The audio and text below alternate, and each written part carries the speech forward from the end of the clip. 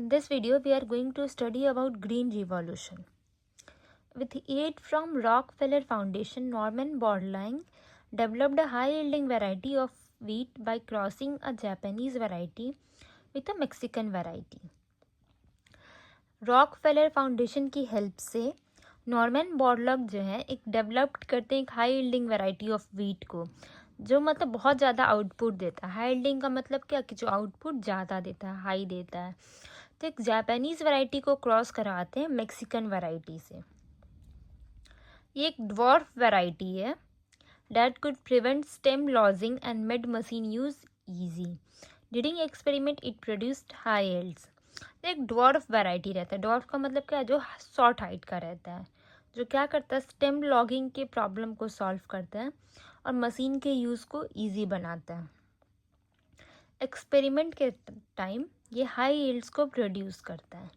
Along similar lines, International Rice Research Institute was set up in Philippines with aid from Ford Foundation in 1960. It produced IR8 in 1962 and a number of other high-yielding varieties thereafter.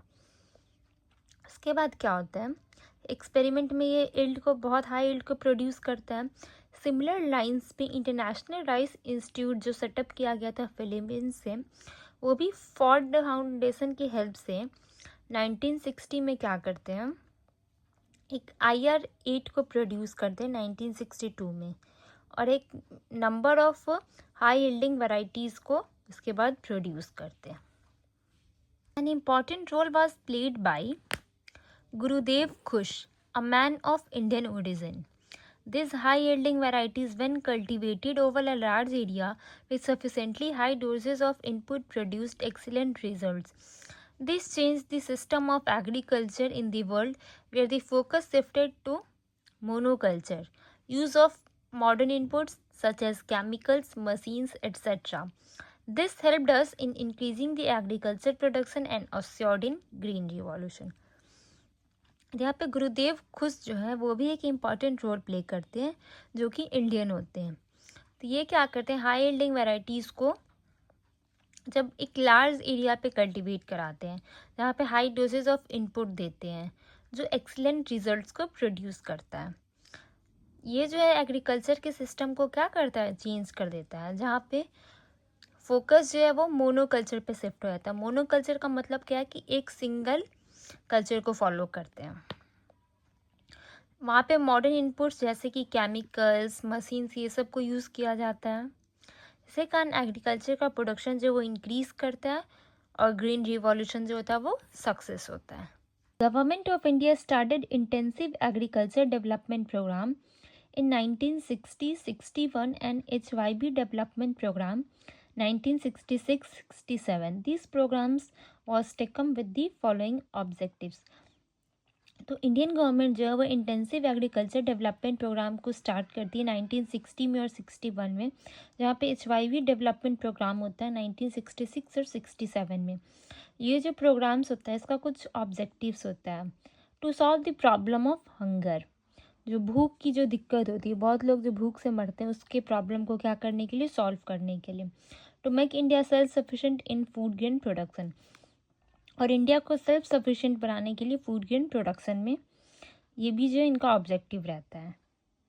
Next objective, to improve agriculture production through productivity improvement. यहाँ पे agriculture के production को क्या करना है, increase करना है productivity improvement करके।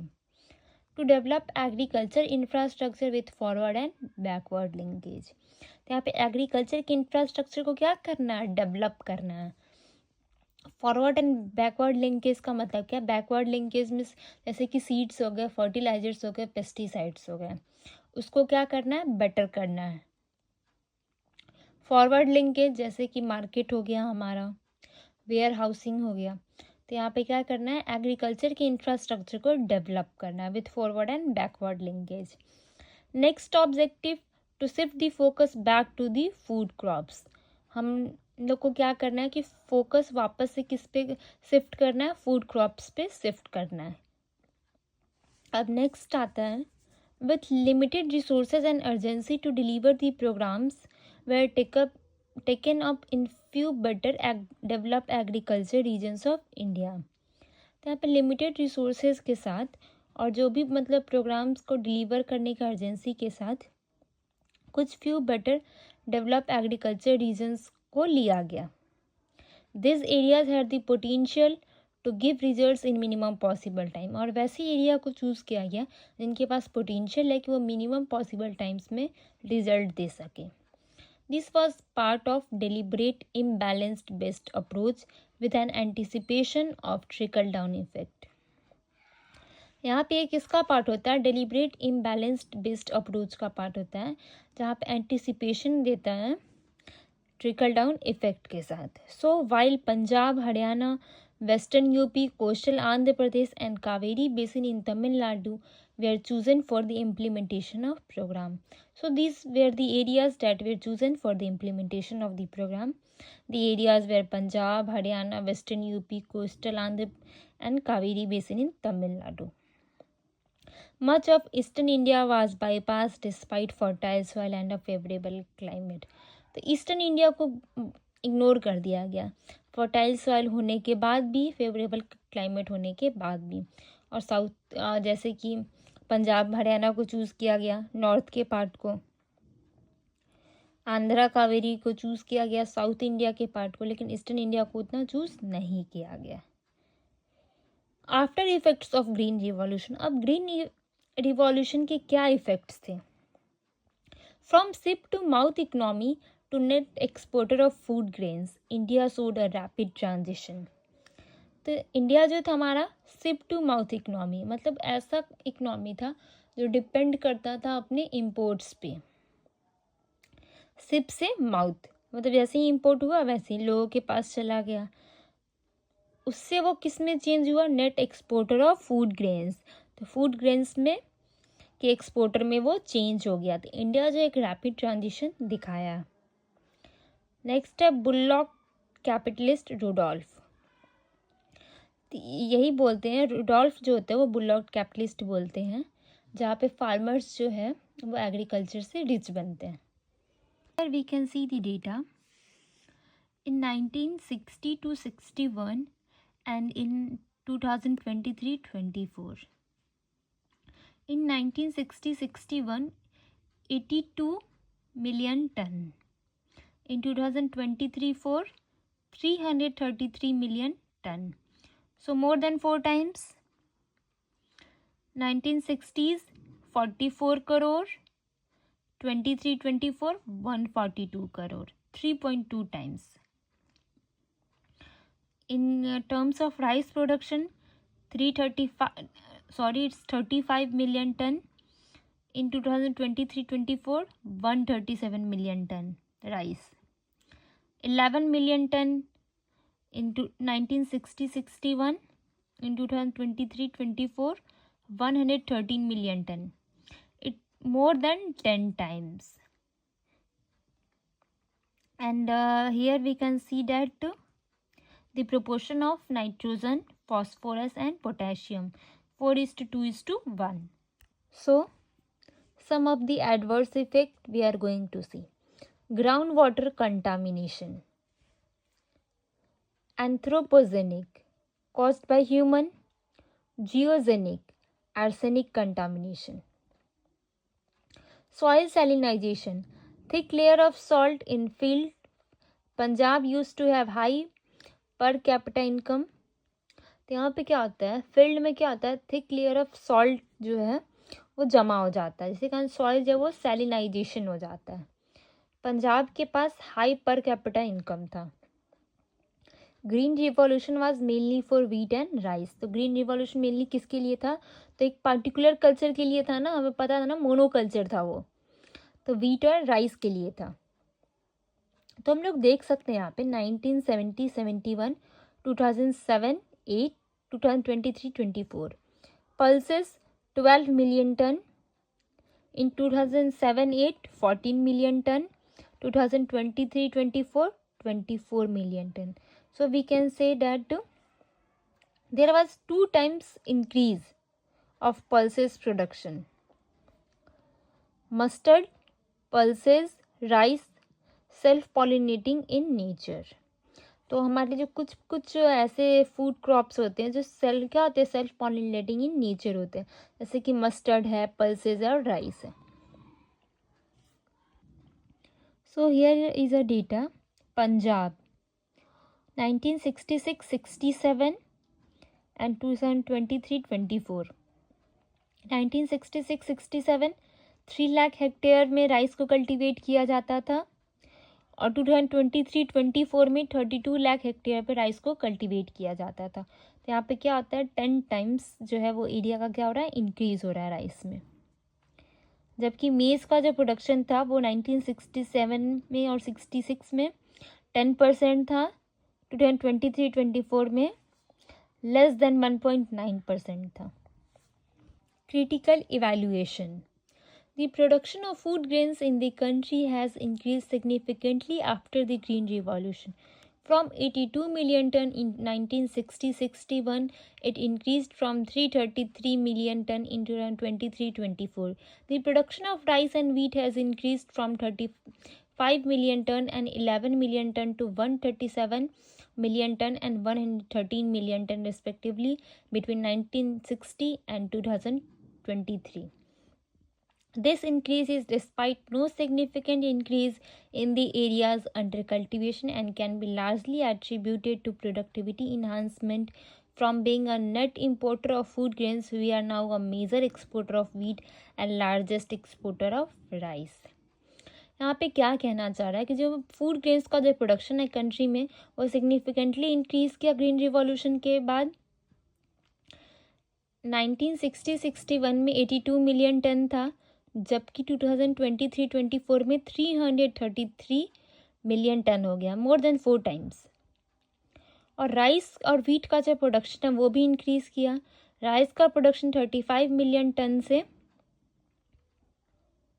137 मिलियन टन हुआ और व्हीट का प्रोडक्शन 11 मिलियन टन से 113 मिलियन टन हुआ 1960 और 2023 के बीच में। ये जो इंक्रीज़ है मतलब ऐसा नहीं कि एरियाज़ को इंक्रीज़ किया गया है, बस प्रोडक्टिविटी को इंक्रीज़ किया गया है। ये जो है वो प्रोडक्टिविटी इन्हांसमेंट है। तो हम लोग देख सकते हैं कि यहाँ पे इंडिया जो था वो नेट इम्पोर्टर था फूड ग्रेन्स का, अब जो है इंडिया जो है वो मेजर एक्सपोर्टर बन गया वीट का और लार्जेस्ट एक्सपोर्टर बन गया राइस का वर्ल्ड में। Second point, investments were made in the field of agriculture that helped in increasing agriculture production and productivity. तो एग्रीकल्चर के फील्ड में देखा जाए तो बहुत ज़्यादा इन्वेस्टमेंट किया गया, इसी कारण एग्रीकल्चर प्रोडक्शन और प्रोडक्टिविटी दोनों जो है वो इंक्रीज़ हुआ है। Fertiliser manufacturing units were set up and uses of chemical fertilisers increase significantly after the green revolution. Fertiliser का जब मैन्युफैक्चरिंग यूनिट्स को सेटअप किया गया जहाँ पे फर्टिलाइज़र को मैन्युफैक्चर किया जा सके और केमिकल फर्टिलाइजर्स के यूजेस को इंक्रीज़ किया गया ग्रीन रिवॉल्यूशन के बाद। Regional rural banks came up and provided cheap and easy credit to farmers. तो यहाँ पे रीजनल रूरल बैंक्स आ गया जो क्या किया, फार्मर्स को चीप और ईजी क्रेडिट देने लगा, तो फार्म मैकेनाइजेशन में हेल्प किया। Market reforms were initiated and the government started MSP-linked procurement which helped in increasing farm incomes, making agriculture profitable in certain parts of the country.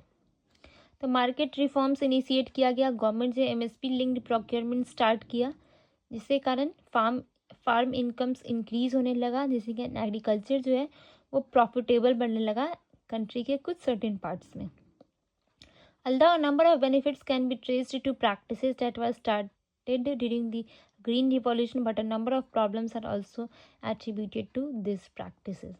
हम लोग देख सकते हैं जब ग्रीन रिवॉल्यूशन स्टार्ट हुआ था हमें बहुत ज़्यादा बेनिफिट भी हुआ, लेकिन बहुत सारे प्रॉब्लम्स भी आ इन प्रैक्टिसेस को लेके। तो first problem, cultivation of rice intensive crops specially paddy in semi arid areas had led to ground water depletion. तो यहाँ पे वाटर का क्या हो रहा है, cultivation of water intensive crop, ऐसे क्रॉप को ग्रो करवाया जा रहा है जिसमें बहुत ज़्यादा वाटर की ज़रूरत है, जैसे कि पैडी हो गया हमारा।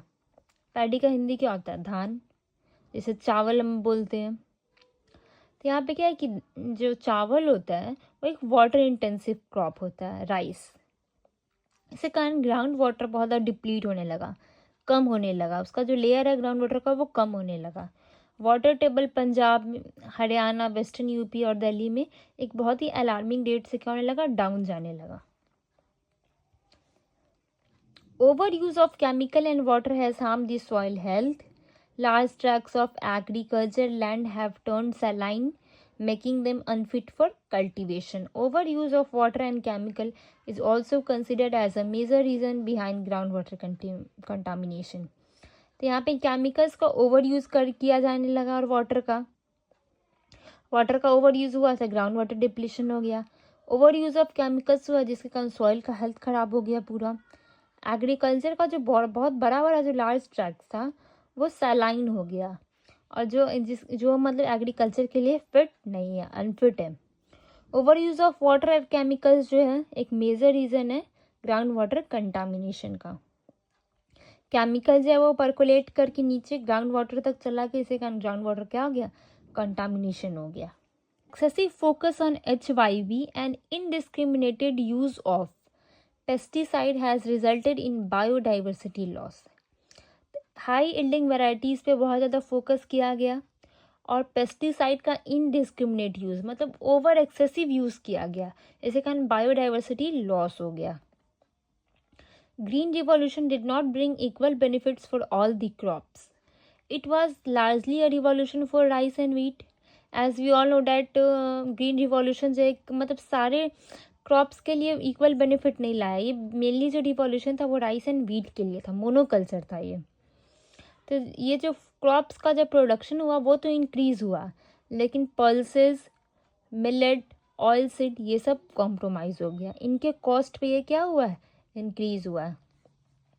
India is not only largest exporter of rice but also a country with maximum of world under nourished people. India तो लार्जेस्ट एक्सपोर्टर है ही राइस का, लेकिन एक ऐसा कंट्री भी है जहाँ पे वर्ल्ड के अंडर नरिश्ड पीपल भी बहुत ज़्यादा हैं, मैक्सिमम है। The trickle down approach failed to deliver and the areas that were bypass during the green revolution are still the most underdeveloped agriculture regions of India with problems of poverty, malnutrition, frequent crop failures, farmer suicide, etc. Trickle down approach fail किया किन किन deliver होने में, और कुछ कुछ areas ऐसे हैं जिनको इग्नोर किया गया था ग्रीन रिवॉल्यूशन के टाइम पे। वो अभी भी उतने ही under developed agriculture regions of India जहाँ पे पॉवर्टी है, माल न्यूट्रिशन है, क्रॉप फेलियर बहुत ज़्यादा, फार्मर्स बहुत ज़्यादा सुसाइड कर रहे हैं। So the regional disparity has increased after the green revolution. तो यहाँ पे क्या हुआ, रीजनल डिस्पैरिटी बहुत ज़्यादा बढ़ गया ग्रीन रिवॉल्यूशन के बाद। With increase in population and declining land fertility there is a need for second green revolution. Population तो बहुत ज़्यादा इंक्रीज़ किया लेकिन लैंड की फर्टिलिटी डिक्लाइन कर गई।